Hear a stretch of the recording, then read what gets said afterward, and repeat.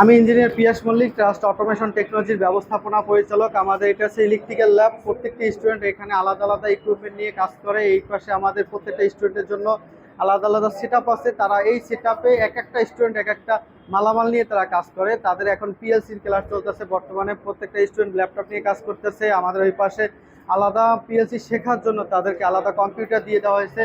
পরবর্তীতে যারা industrial training করবেন তারা আমাদের সাথে যোগাযোগ করতে পারেন। আমাদের ঠিকানা ঢাকা মিরপুর 10 সুমন প্লাজা। আপনি যদি একজন নিজেকে দক্ষ অটোমেশন ইঞ্জিনিয়ার হিসেবে তৈরি করতে চান তাহলে ট্রাস্ট অটোমেশন টেকনোলজি হতে পারে আপনার জন্য একটি বেস্ট প্রতিষ্ঠান।